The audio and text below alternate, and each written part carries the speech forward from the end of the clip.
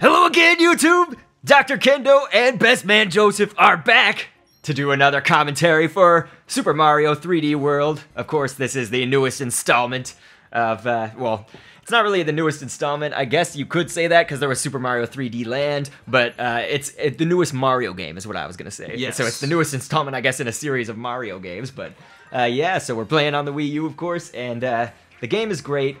We discussed actually in our first episode, we were playing with some, it was with my wife and her friend. She had her friend Melissa over, and I was playing as Mario, Joseph's playing as Luigi, and Mrs. K was playing as Peach, and her friend was Blue Toad. So we are, yes, post-commentating this right now.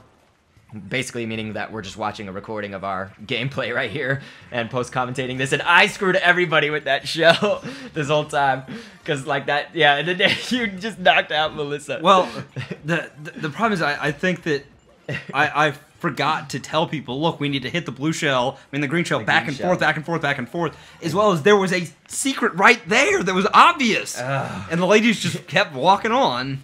And I think I made a mistake too because I think I walked on before I was supposed to. So I might have screwed that up too, I'm not sure. I don't know. Either way, basically, one thing that we touched on a little bit in our first commentary was that this game is very chaotic when you get so many people, and especially if they're not all on the same page. Yes. So when you're not all on the same page, that's one thing that I would say that could be a detriment. It's not a detriment to this game, it's just a detriment that if you have tons of people playing all at the same time and all four of you want to do something different, it can get kind of hard, actually. It can get kind of like, just because the chaos and stuff prevents you from, for instance, getting that clock that I wanted to get, the time. And so, yes, you can see that I'm wearing the crown here. I'm Mario happily donning the crown because, hey, I guess it's like a competition if you want to take it that way, because it can, you know, it can be a competition if you're, you know, trying to see who gets the most points, but basically that person will get the crown at the end. So, yes, Joseph, something that you and I, we definitely wanted to mention when we commentated this was, this is, of course, you know, it's 3D Mario, you know, it's kind of going back to, like, 64 almost, you know? Right. Mario 64, so yes. Doesn't that present its own challenges sometimes? It does. I think you'll see, particularly, I know I did it quite a bit. I don't know about the ladies at all, but I keep thinking of it as a side scroller, and I miss things, so I'm always off by, you know, a slight tangent of the dimension, and it's just one of those deals that it's definitely a new layer that I think is going to be very enjoyable for the game. I don't know if you also saw it a little earlier, but because Dr. Kendo had the most points in the last level, he got the crown, but I hit him and took his crown, so I am currently wearing his crown, and you'll see me lose it, and I think one of the ladies picks it up, but I'm not positive. So you can steal other players' crowns. Yes.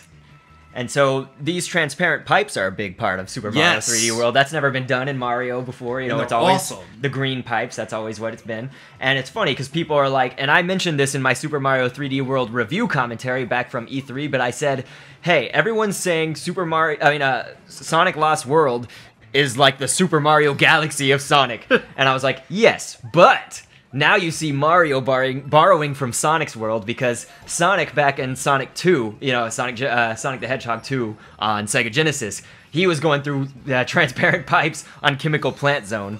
Granted, they were a little bit different in the way that these you can actually control where you go if there's multiple paths. Sonic, you didn't really do that. You just waited until you got to the end, you know, of the transparent. But, you know, the point still stands. They're both borrowing from each other. They're, you know, there's actually a lot of similarities between those two, and I sucked right there. I didn't get to the top, and Joseph, you rocked it. No, I missed it. You missed it because, that time. Because you jumped early and I wasn't paying attention. I would have rocked it, but I totally missed it. Yeah, I thought this was one that comes up later where Joseph rocks. He gets like a little fluttery kick and gets right on the top. But no, that was not it. So yes, that flagpole part, it's kind of a mad dash. If one person gets it before all the rest, everybody's got to run. It's a mad dash. Yes. So yes, it can actually piss people off if you, you know, get it before others can. The last thing I wanted to mention before we went out, I don't know if you saw earlier, but Dr. Kendo got the invulnerability star. That is contagious in this game, which I think is really cool. So if Dr. K gets the star, then he can run up to me, and all of a sudden I'm invulnerable now. We don't have to fight over who gets the one star. That's so awesome. Is really nice. Man, so this game is full of little gems like that. Because, there's lots of things that I didn't know after playing the demo of E3, but playing it here I discovered. So it's a deep game, I would say, honestly. Yeah, very deep. For because what you think of is like it's deep, but the concept of just running to the end of the stage is not that deep. So it's deep if you want to play it that way, and it's deep if you can find all these little like caveats and like side pieces of the game and stuff. So for sure. And of course all the power-ups. So we'll be seeing much more of that as we keep going. So we'll catch you guys on the next vid, and thanks for viewing.